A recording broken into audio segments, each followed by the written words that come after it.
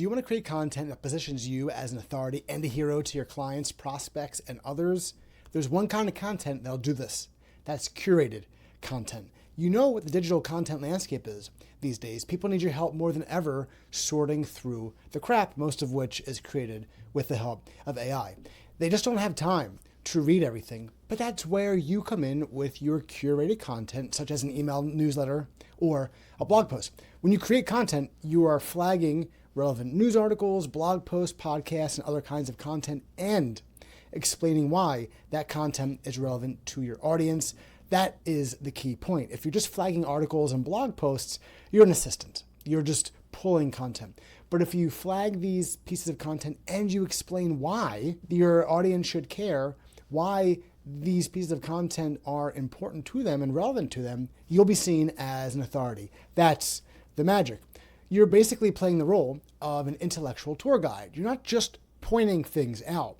You're pointing things out and explaining the relevance of what you're pointing out. By the way, if you serve clients in an industry or a geographic region, this is an absolute no-brainer. It's how you become seen as an expert in that industry or that geographical region, by always commenting on items that discuss issues concerning the industry or the geographic region.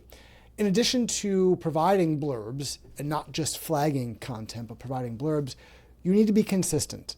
You should be doing this type of curated content every week or even bi-weekly, but probably not less frequently than bi-weekly. If you produce this curated content less frequently than bi-weekly, you're going to be sending stale news and stale content to your clients, prospects, and other target audiences. Even if the information in there is still relevant and of interest, your recipients are going to be thinking, wait, why am I getting an article that was 3 weeks old or 4 weeks old? It just doesn't register.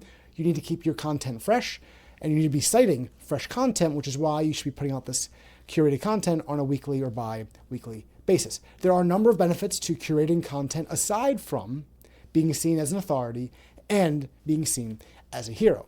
First, curating content forces you to stay abreast of what's going on in your clients' worlds and your prospects' worlds and other target audiences' worlds. It also allows you to issue spot for these individuals. When you are going through content from sources that are relevant to your clients, prospects, and target audiences, you are going to naturally get a feel for what's going on in their industries, in their geographical regions, or even in various aspects of their businesses. When you do this, not only does it help you more generally become knowledgeable, but then you can issue spot for your recipients, and you could see how issues presented in some of the blog posts, articles, podcasts that you're sharing with your recipients, how those issues could impact your clients and prospects, and how you could help them with resolving or dealing with those issues. Second, it takes less time to curate content than it does to create content.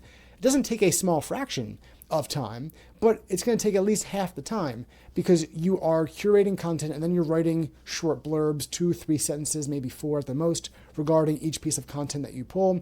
You're not writing 1,500 words or 2,000 words about a particular topic. Third, curated content gives you a nice non-salesy way to get your content in front of your audience. When you are pulling content that's relevant to your clients, prospects, and other target audiences from third-party sources, you can insert your own content, your recent article or a colleague's recent article or blog post, if it's relevant to your recipients. You are giving them information that could be helpful to them without you saying, hey, look at me, look what we just published, read this, read this, read this. Fourth, curating content can provide inspiration for your future content. When you are pulling content from third-party sources, the substance of that content, the topics discussed in that content, could give you ideas for future content. Perhaps there's angles you could take regarding topics that were discussed that weren't really covered in the content you pulled. Or perhaps there's a different approach to an issue or problem that's discussed in a particular piece of content that you think is a better solution and you want to write about. Or maybe you disagree with certain propositions or conclusions in pieces of content.